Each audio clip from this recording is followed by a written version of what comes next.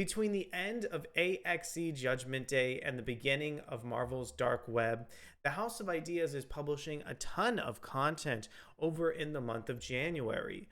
But it can be hard to tell exactly where to begin with so many new and returning titles coming in to really spin a special narrative. My name is Ariko Braddock, and today let's go ahead and count down 5 of my most anticipated comics in the month of January over from Marvel. If it's your first time checking out our content, please feel free to go ahead and subscribe to the channel. Also, make sure to hit that like button. Without further ado, I want to show you guys 5 of my favorite upcoming comics from Marvel. Here is a look at some of the gorgeous covers on these issues.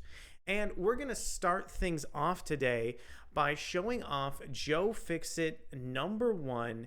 This is a brand new title from Marvel Comics and features the return of longtime Hulk writer and a big fan favorite writer at Marvel, Peter David.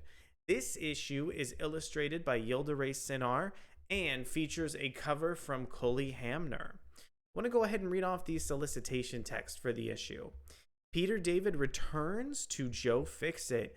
Peter David's tour de force through some of his greatest Hulk hits continues with the return to Joe Fixit. Gone are the ripped up shorts of the Hulk of yore. This enforcer prefers the slick suave of a striped suit, and the Hulk has traded in monster for mobster as he lends his strength to the Las Vegas casino scene. Of course, the Kingpin has his own ideas about who the toughest guy in town is, and it's up to Spider-Man to keep the two of them from destroying Sin City. So if you guys are new to some of Peter David's work in the Marvel Universe, I think now might be a good time to just kind of hop in and see, what direction Peter David is able to kind of spin the Hulk direction in with this Joe Fixit character. Very curious to learn more and do some additional research behind why fans are so into this property, and really encourage you guys to go ahead and check this one out as well. Read plenty of series from Peter David over at Marvel. Okay, so our #4 title is actually going to be a little bit of a cheat because I'm picking the 2 most recent issues of The Amazing Spider-Man that are both crossing into the upcoming Dark Web crossover. So both of these issues have exactly the same creative team. During the Dark Web crossover, Ed McGuinness is drawing some of the artwork on the main Amazing Spider-Man title. Of course, this series is written by Zeb Wells. So this is the cover for issue number 17, and here is the cover for issue number 18. So a couple things to point out about this. First off, I really enjoy how Marvel has this cover design for Dark Web, and I'm really hoping that when you put all the covers together, it'll kind of make a bigger image overall. Again, really enjoy what John Romita Jr. is finally doing with the composition of Spider-Man himself as well. And also, I know we're all super excited about Dark Web because we can't wait to see kind of Madeline Pryor, the Goblin Queen, team up with Ben Reilly, aka Chasm, as the two of them kind of wreak havoc on the Marvel Universe from a clone perspective. So really going to be interesting to see the conclusion or manifestation of Dark Web, and to see and also to go ahead and see Zeb Wells close the doors on some of those plot threads that he built up even before he touched Amazing Spider-Man with Amazing Spider-Man Beyond. Let me read off our quick solicitation text for both titles. So here's the one for number 17. Round 1 is over. Peter Parker finds himself trapped in limbo. Peter not only finds his way back home, but he has to do it in a truly hellish fashion.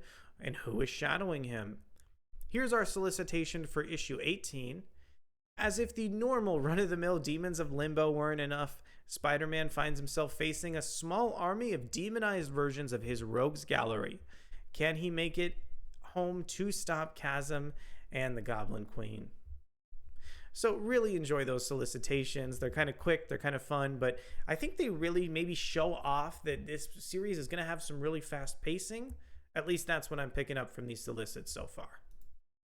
All right, our number 3 pick is going to be the Sins of Sinister #1. This is written from Kieron Gillen with art from Lucas Werneck. And on the solicitation from Marvel, they just wrote Lucas Werneck and more are going to be contributing to the art. This cover is from Leinil Yu. It looks really incredible. And let me read off our solicitation so I can get you some context here for the Sins of Sinister crossover. Powers of Essex. It's the end of the world as we know it, and at least Sinister feels fine. For now. Especially when we discover that he is really his own worst enemy.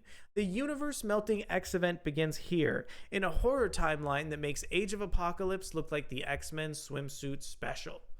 Join Kieron Gillen as he kicks off the X-Men crossover Sinister has been planning since the beginning, and is going to have to see through to the bitter end.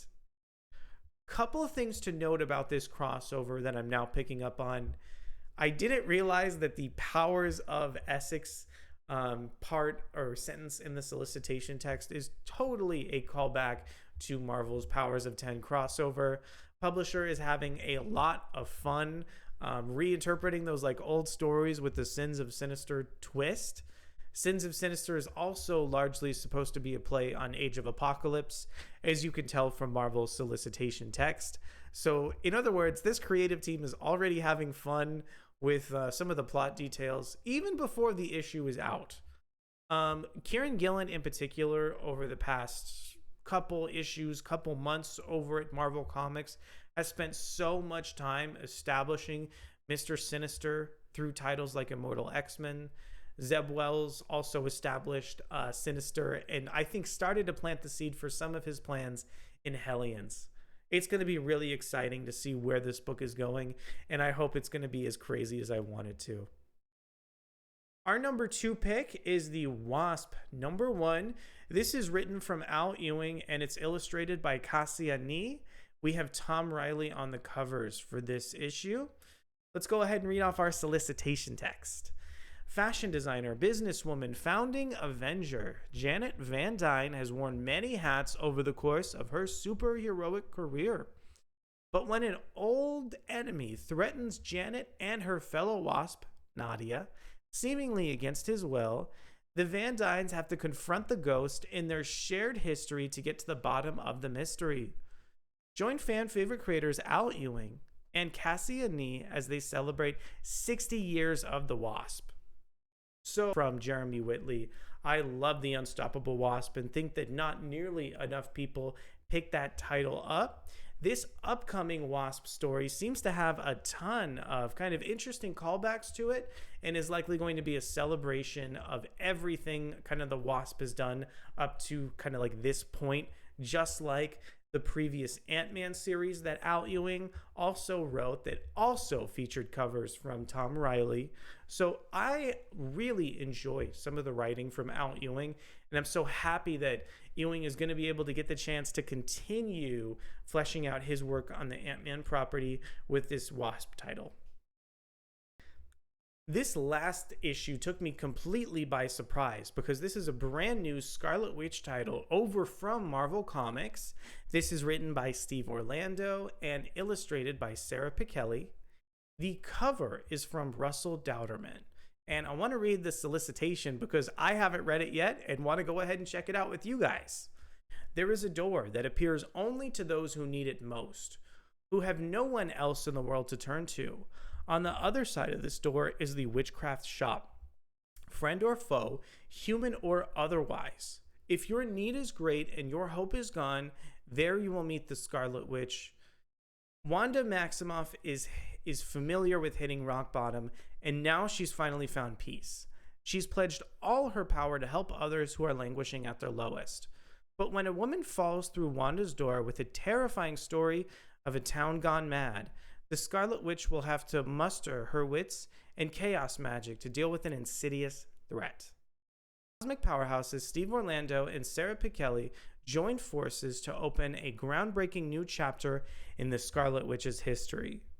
So this Scarlet Witch series took me totally by surprise. I think Steve Orlando is a pretty talented writer. Sara Pichelli is among some of my favorite artists at Marvel Comics, period.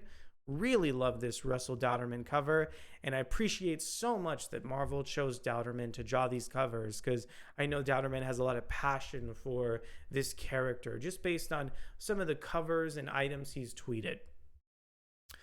All right, so those are all the comics coming over in Marvel. We have so many great titles, from the Dark Web crossover, the continuation of Al Ewing's Landmark, Ant-Man series with the Wasp, and also the Sins of Sinister is finally coming into play here with our first issue debuting this month in January. Which of these comics are you looking forward to the most? Do you think there's anything I missed? Let me know what your thoughts on these titles are as well. Appreciate you guys so much for coming to check out the video, and I'll be back very, very soon for some more excellent comic book content. Thanks so much. Bye.